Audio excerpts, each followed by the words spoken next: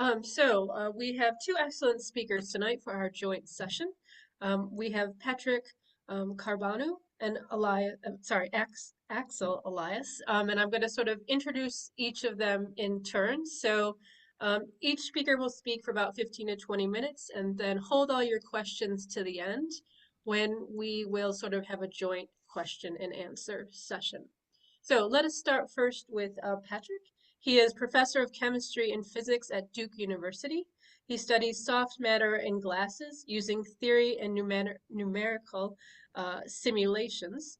He also occasionally lectures on the science of cooking and the history of chemistry, and his study, which includes his research, which he's going to talk about today, about North American confection, stems from the interplay of these pursuits.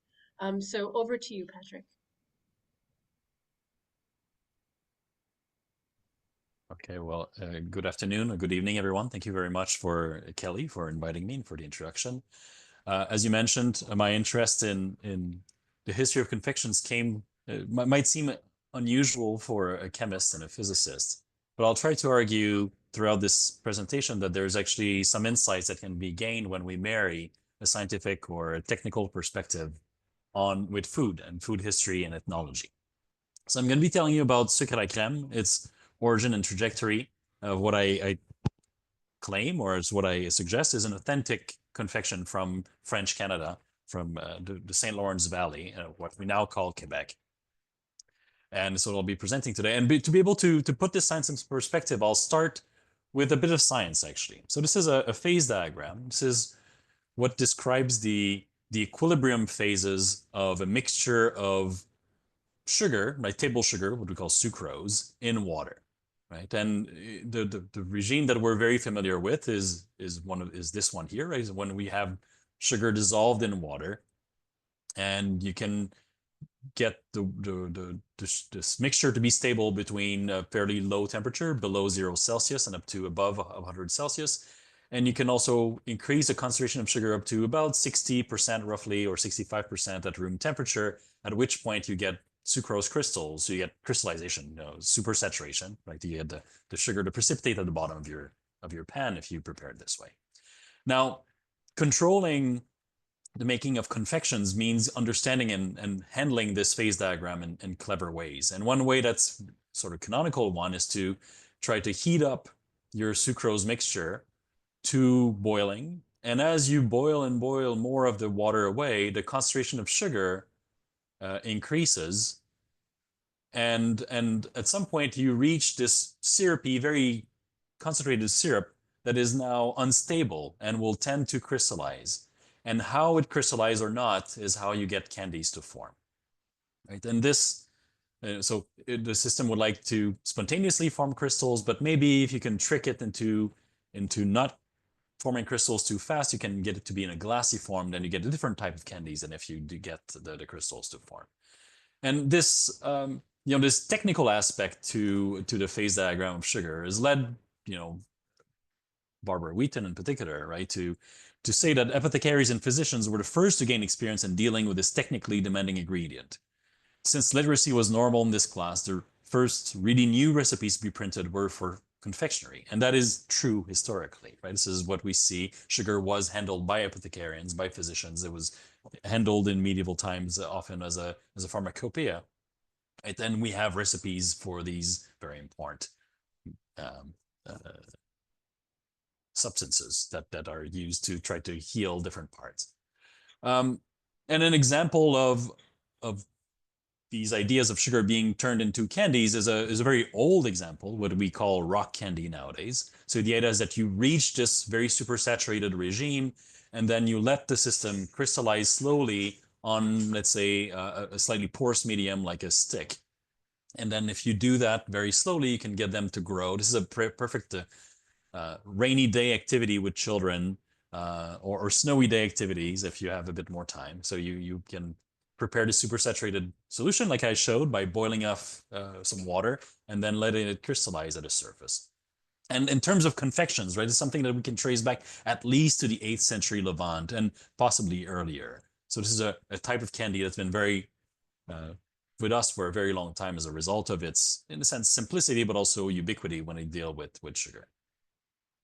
Now, you could be a bit more sophisticated in handling this. And one thing you can do is try, rather than let it just crystallize on its own, right, to slowly and form these nice rock candies, you can try to stir the mixture and get it to crystallize maybe faster. So, and depending on how much you stir and at what temperature, you can control the microstructure of the candies you get. So an example here in the middle is sucre à la crème. That's the topic of today's lecture. But if you were to shear it a bit less, you will get larger crystals, right? So you can see the sugar crystals on the one here on the right, while in the sucre à la crème, they're so small that you can't really detect them with the eye. But if you put the candy in your mouth, it will crumble up and it'll be a bit like sandy, sweety deliciousness that will fall and get in your mouth. And at the other end, if you don't crystallize, if you don't stir it at all, but you've added a bit of this cream or other substances that will slow down the crystallization of sugar, you can get a caramel, something that's actually with no visible or no detectable crystals within it, very sticky to the mouth, and a very different candy by all obvious purposes, even though they are essentially the exact same ingredients cooked to the same temperatures. They're just cooled and stirred differently as you do that. So that's a bit of the scientific background behind sucre à la crème. And it's going to come back, throughout this talk as to why like these insights are helpful in trying to figure out where do these milk-based grain confections come from. So in the UK or US perspective, history of grain confections, right? An equivalent confection would be what we call fudge. And as a confection, its first occurrence that we know is in an 1888 letter from a Vassar college student, where she mentions it to her parents.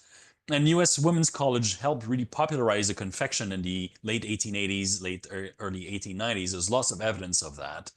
This is the work that Banning did and trying to trace back the history of fudge in the Anglo-Saxon world, right, really captures that in great details. And what you can see on the right is an example of the type of cooking that could be done in a dorm room in a women's college at that era. This is only a couple of decades later, right, by Sadie Wendell Mitchell. So this is one view.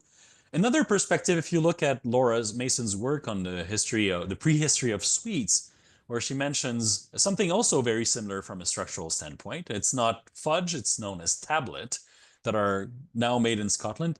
And they do nowadays contain milk, and it's essential to their contemporary definitions, but their inclusion in tablet is probably a late 19th century edition per Mason. And I also have gone over the literature and found reaches roughly the same conclusion. So about at the same time as fudge, milk made into tablets, which is a much older candy, but didn't have this milk addition to it the way that, let's say, sucre à la crème have.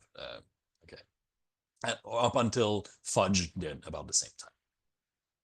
Now, if we look at the history of grain confections from, right, in the words of the people from where sucre à la crème is, right, what food historians from Quebec have to say, right, there's not a consensus. There's actually many different hypotheses, but one of the recurring themes of their interpretations is that it actually comes from Anglo-Saxon origin, having followed the British sweet tooth after following the 7-Year War in the mid-1700s.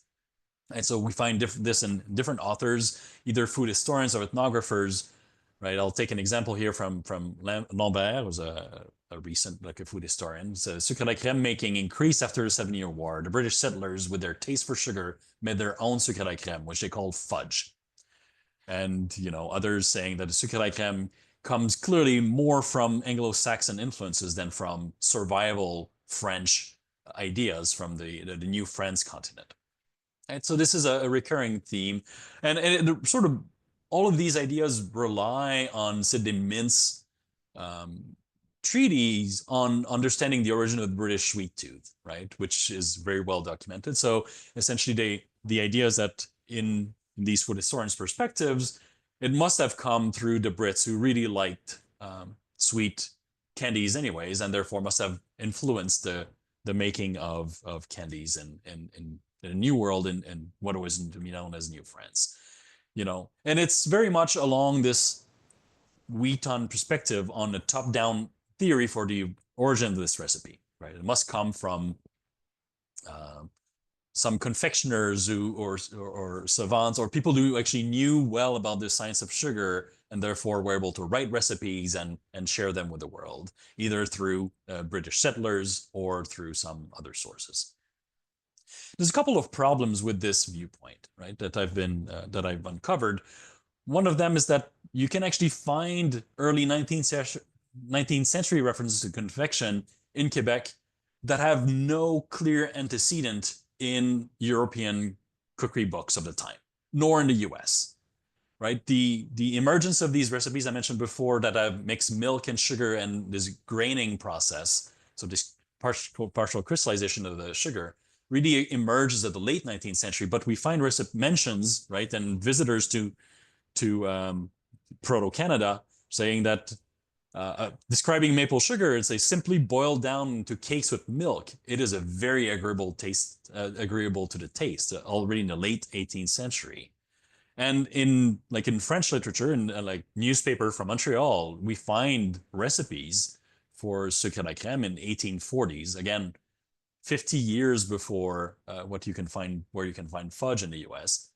And it says, like, the part I'm highlighting there says you should stir it with a spoon, turning without stopping up until the mixture is perfectly cooled, and then you beat it so that you get the crystalline idea. So this idea of shearing is already present. Any modern cook can look at this recipe and reproduce it because it's very familiar in its techniques it uses. And as I said, right, if you look at what was publicized by confectioners in Quebec City, for instance, at the time, there's no grain confections at all, right? This idea of stirring and getting partially crystallized candy is nowhere to be found. What you find instead is precisely what you find in contemporary cookery books in Britain and the US. So you find pralines, you find rock candy, you find barley sugars, you find comfits of various types, drops, lozenges. Over this entire period that you can find sucre à la crème emerging in the French speaking population. Right. So to get a bit more perspective on this, I thought I would look like, is there other places where you can find something similar at that time? And the closest I could find, both in terms of making and in terms of geography, was what was going on in New Spain, or nowadays Mexico, at the time. So there's a candy that you can find in late 18th century, early 19th century that's called panuchita de leche or panocha de leche, which nowadays you should not Google. This is not a term you should Google. You'd be surprised by the result.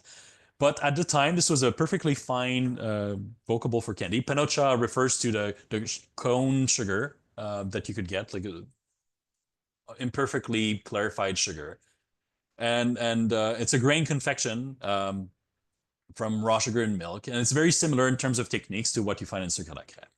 Now, nowadays, it's actually hard to find in Mexico. So there's a Dulceria de Celaya in Mexico City that still carries something that they don't actually call panocha de leche. They call it especiales. But I'm told that if you go there and ask, so it's a 19th century confectioner, and if you ask them for panocha de leche, this is what they know what the old timers are referring to. So the words are not used at all, but you can find traces of that confection.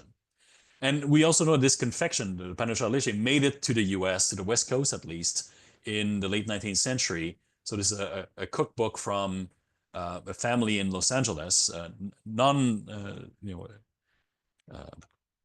these were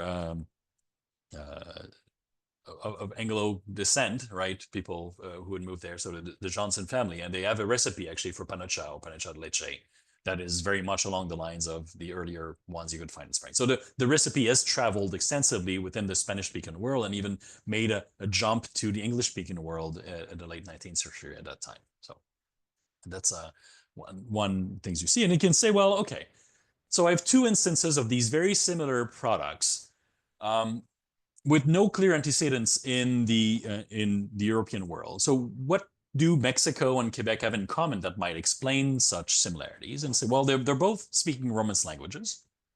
They're both strongly influenced by Catholicism. They're both close to the US. And they both have a notable sweet tooth, but on its own doesn't quite explain to it. Another thing that they do have in common is that they were both colonial sugar producers, right? So this is Diego Rivera paintings of the sugar making in the 1920s. Cornelius Krieghoff represented maple sugar making, so cane sugar on the left and maple sugar making on the right, in the mid 19th century, with these products. So this has been traditional production since at least the 18th century in both cases, actually in Mexico case from the 16th century on. So there's a long history of local sugar production. And what comes with this sugar production is a know-how on how to control graining and crystallizing, especially of lower purity sugar, so non highly refined, and because these were essential in an essential step in the production, the commercial production of the sugar. Right. So if we look, for instance, so geographer Barrett was documenting what the Cortez sugar plantation, which dates from the 16th century, right, noting that they were the instructions that he could trace back differed concerning the timing of the stirring of the mass in the form. Some recommended a rather frequent stirring, where others waited for more than a quarter hour until a crust had formed. And any more than 2 stirrings would cause damage. But the thing is that there's a memory, there's an importance of the gesture of preparing the crystallization that is clearly, part of the know-how of the sugar makers of these rural productions of sugar.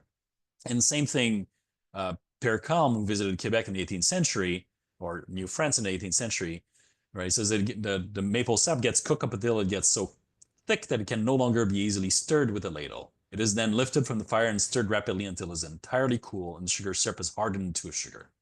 It is said that those accustomed to the process can easily judge when cooking and thickness are sufficient, but it is not as simple to learn from description and directions as from experience. This is something that you learn by making and from working with other producers. And if you look at the result at the upper right, I challenge you to tell which one is actually maple sugar and the other one is panocha, right? The context of the background of the pictures might reveal a bit, but really they look very much the same. The result is the same. So now we can say, well, why would they both be adding cream? So I can understand why they would be both stirring, but why add cream? Well, in a rural context, it's a product that's present, right? It also tastes good. People notice very early on that mixing sugar and cream or sugary milk is present. But could it be serendipity? Well, one possibility, right, comes from a text by Benjamin Rush, who suggested maple sugar, while he's trying to promote maple sugar at the time, that maple sugar could be clarified if other farm goods were added to it. You could add eggs, lime, and fresh milk, for instance. And while it's true that eggs might help clarify the sugar through a coagulation process, if you add milk, it does whiten the product, but does not clarify it. It doesn't remove any impurities. It just makes it look a little lighter. So it could have been that is an effort to try to make the product more valuable in the eyes of some of the buyers, that adding cream would have been something that people would have tried. And to be clear, this idea that Rush itself is not new. We can find traces in medieval times where tabarzad is a type of extremely white sugar, and cane juice is cooked several times, adding milk cream to whiten it further, right? And this was used by doctors in doctors' preparations, or looking the loop back, right? Could there be some genealogy between sucre à la crème and panocha de leche over earlier similar confections made by other sugar-producing communities? It's possible, right? But anyways, this brings me to my conclusion. I hope I've convinced you that at least there's a reasonable case that be made that Sucre à la crème is an authentic French-Canadian creation that arises not from an up-down process, but from a bottom-up process where the rural producers of maple sugar sort of likely came up with it. And very similarly, the same way panocha leche likely arose. Right? There's a medieval apothecarial source that exists for something similar, but it's very possible that independent reinventions have taken place. The rural innovation in the production is very consistent with this development. And the conclusion, like marrying science with food history and ethnology eliminates long-standing questions about material culture and brings up new ones as well about practices that have left but few historical sources, such as productions of candies by largely illiterate populations who didn't keep recipes but were practicing in this context. So thank you very much for your attention. Thank you so much, Patrick. There's a lot of questions I have. I'm sure the audience does as well. But everyone, please hold your questions. We're going to move right on to our next speaker. We have Axel Elías. He is from the Instituto de Investigaciones Histórico-Sociales. And please correct my pronunciation. At the Universidad Veracruzana. And he just recently, I think you said January, got a full-time, what we would sort of assistant professor, I guess, ranking, which is really excellent. So we're great to have him here. So he works on everyday forms of nation building, looking at things like the intersection of sports and politics, and currently working on the intersection of foodways and migration. He's interested in the contrast between migration experiences with food production and consumption dynamics in host destinations. He also works in sort of interdisciplinary research, thinking about the crossroads of anthropology, food studies, geography, and many other fields, I'm sure, as well. So Axel, I will hand it over to you. Thank you very much. Yes, you said it correctly. So it's a recent change. I'm going to speak a little bit about that. So just bear with me a minute, just while I present. Here it is. Right. Okay. So is everyone, can everyone see my screen? Yep. All right. So as you can see, what I'm really interested in, well, this project was part of what I was doing as a postdoc at the Instituto de Investigaciones Sociales at UNAM. So the researcher I was working with, Marta Judith Sanchez, was working with migrant workers in wine production over the Americas and Spain as well. So it was an attempt to try to bond my interest of foodways and migration with her interests. So as part of this postdoctoral sort of journey of finding funding and so on. So this reflects that. And it's a project that I tried to link food and wine. So in all of this, in a setting where tourism, at least in Mexico, has been quite important for wine production. So this is what I'm going to be talking about during these 15 to 20 minutes. And just for, I see some people that are familiar with Mexico here. I'll talk about that in a little bit. But for those of you that are not familiar with Mexico, so this is a map of where Mexico stands. Like probably you know that. But Querétaro, which is a state not that well known, is just around 200, 240, depending on the region. A little bit more if you go to the northeastern side of the state.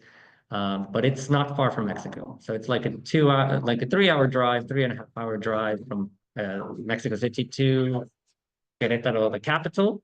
And the wine region is not far from the capital. So just to explain a little bit about that, it's the third largest wine producer in Mexico, which is not a big thing to say concerning, well, if you compare it to how much wine countries like United States and in Napa Valley or in Argentina and Chile, how much wine they're producing, but it's still quite relevant. The other important wine producing regions are in Coahuila, the state of Coahuila, in Parras, and in Baja California. And it's Valle de Guadalupe, which if you cross the border, it's sort of not far at the Napa Valley. That's for the big wine producing region in the US. So that's where I'm focusing in, and why I think it's quite relevant. It's because of where Querétaro is, and in terms of historically, but also in present terms.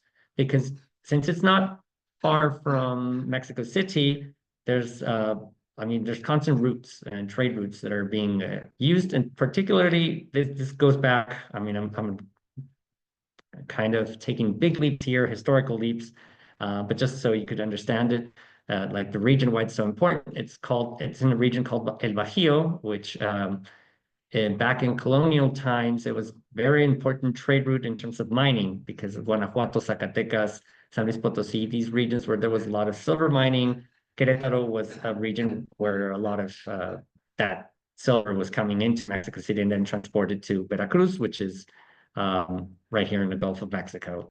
What I'll be doing is just going very quickly through historiography, some of the scholars and thinkers that I've sort of taken inspiration from to pose some questions. So what I'll be doing here is mainly posing questions about how memory and history are intertwined and how this sort of builds from this idea of tourism in the 21st century. I'm sorry for that.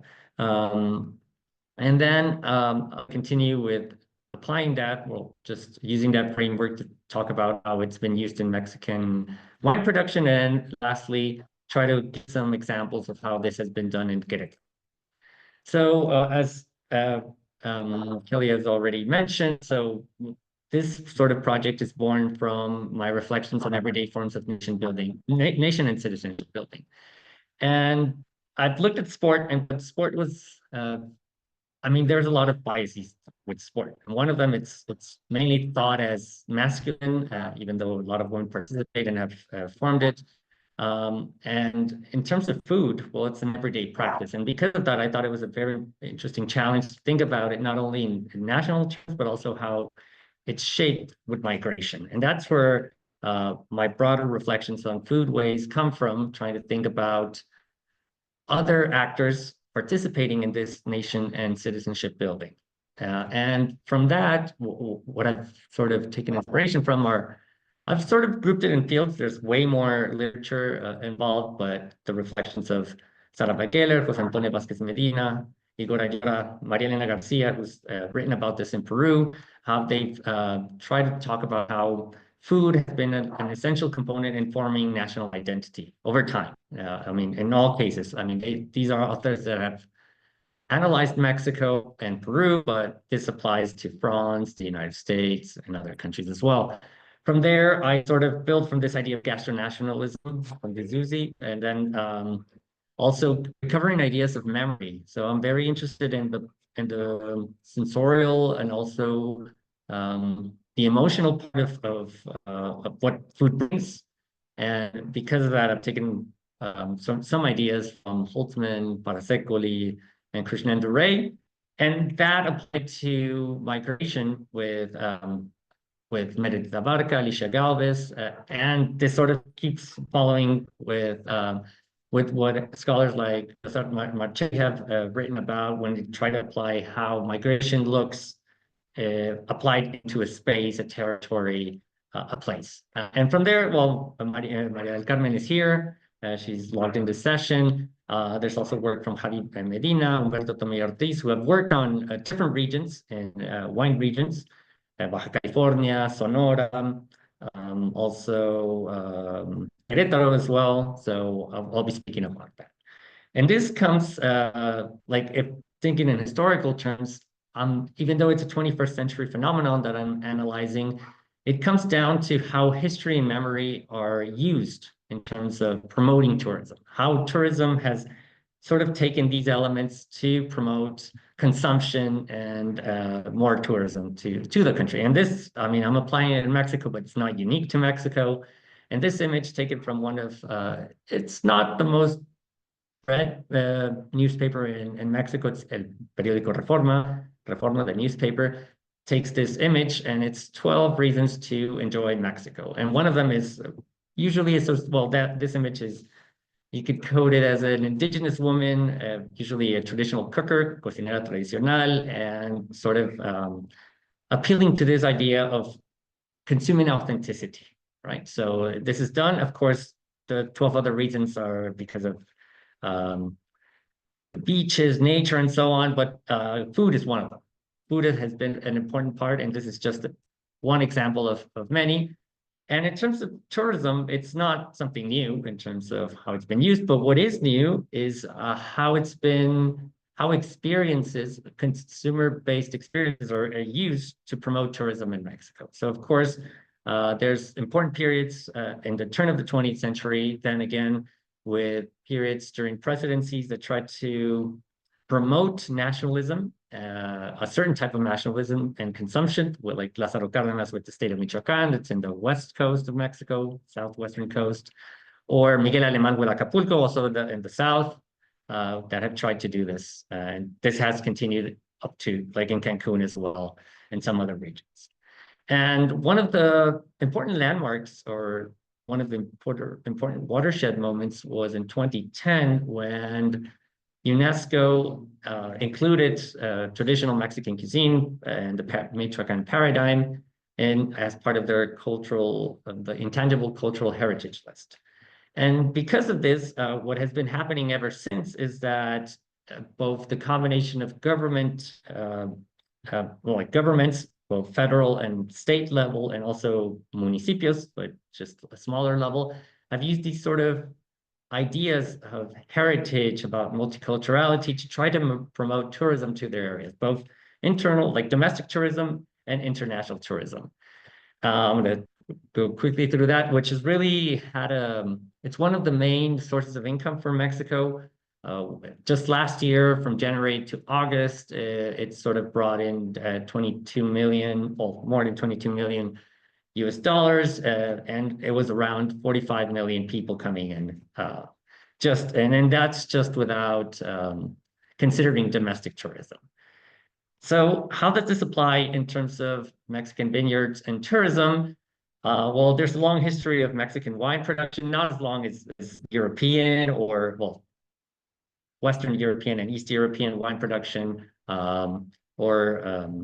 it's mainly a colonial, it was brought because of the colonial sort of enterprise that's usually considered to begin in 1519, and it spread up to 1821 when Mexico obtains its independence. And these regions that I showed in the beginning, which is Querétaro, Baja California, and Coahuila, have a history of wine production that can date back as long as the colonial period began, but they've had commercial use at different times. So in terms of Coahuila, perhaps it's the first one to have started this commercial use of wine.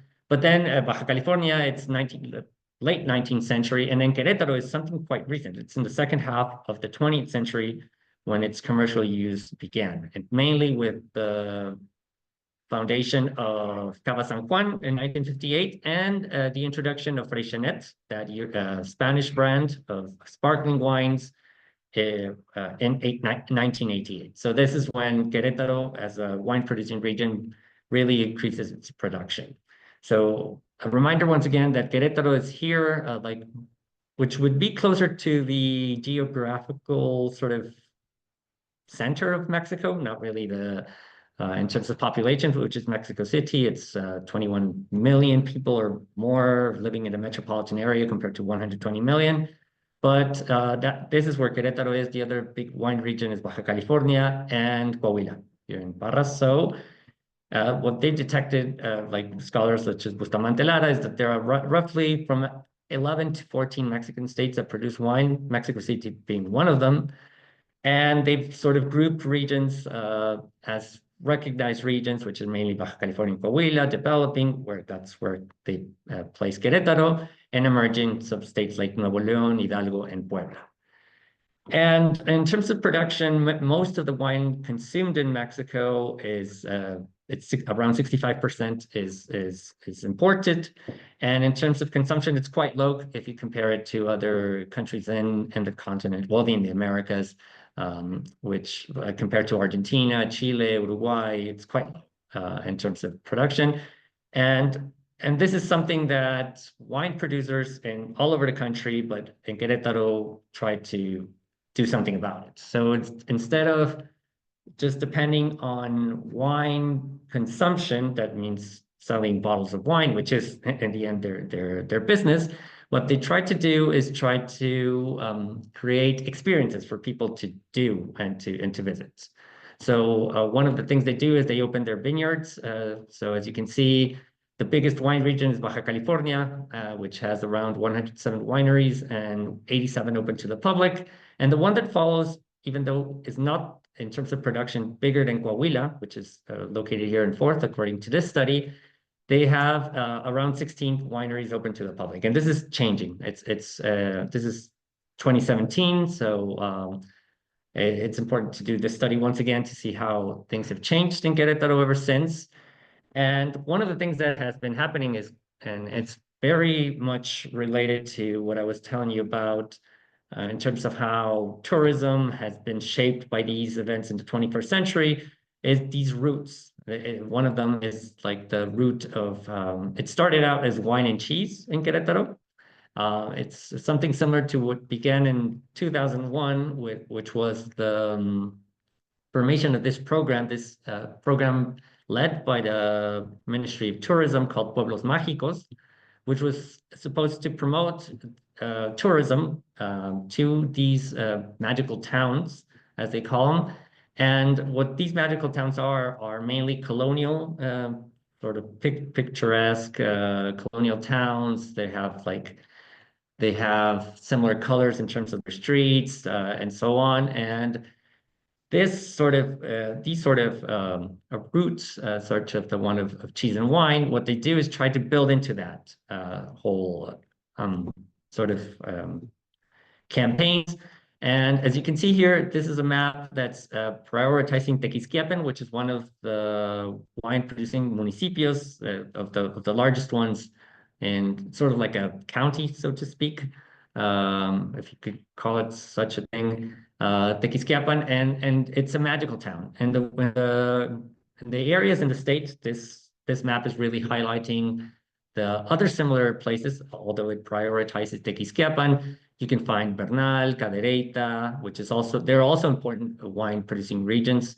A little bit further south is Amealco, not in the wine producing region, or Jalpan de la Sierra, San Joaquin, which is really trying to blend these elements together. Right here, we also have Querétaro, like the city, the state capital, which is a World Heritage Site.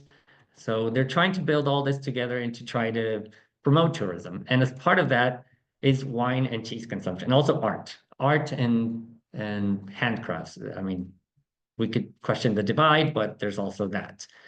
And besides those initiatives taken by governments, by federal and state governments, we have what the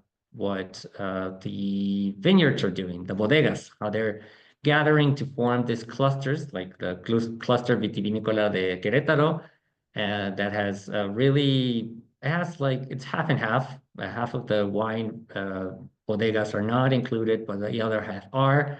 And what they do is try to promote the consumption. So this has evolved, as I said, from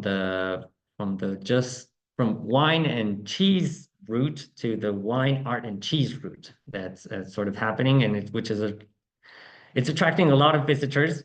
And I'm just going to quickly end in some examples. I won't go into the interviews just today, but just to provide some sort of questions of how this pairing between food and wine is being implemented. Is they're really taking sort of this idea of mixture and really highlighting the idea of European heritage in wine, and trying to offer that to tourists, to people that go and visit the vineyards, such as this Noches Flamencas and this bodega called La Terquedad, or this other bodegas by Vin with this restaurant that they grow their own crops, they sell that. And what you can find in the menu is something very similar to this. So it's in Spanish, but you'll find it's mainly like you have the carpaccio there. You also have papas bravas, which is Spanish it's associated with Spain. Well, it's quite a staple dish in Spain. But you also have things like tostadas al picón de conejo, which is a rabbit. So, I mean, something local. It's not particularly Mexican, but you find these sort of dishes. Freixenet, of course, has its food garden with mainly Mediterranean sort of offers in terms of seafood, also pizza, sort of Neapolitan style pizza in it. And what is happening here is quite interesting, because I associate it to this idea of mestizaje, which privileges whiteness. So mestizaje, this miscegenation idea that Mexico is a blend of the indigenous and the European, but it ultimately just prioritizes the Spanish elements. So it's something similar that's happening. And that's where I think history comes into play quite interestingly. And there's more to do in terms of interviews. So this is a work in progress, but I think this is where it could lead to really take more voices of the people that are creating this sort of offer in restaurants and just trying to see what is happening in terms of pairing food and wine. So wine mainly associated with Europe, even though it's not just European, but it mainly associated with Europe and this local cuisine. And what you can see is this sort of idea of mixture also in cuisine, really taking, well, in this case, like a pizza oven, and it's very few options like this one, Hacienda, I forgot the name of it,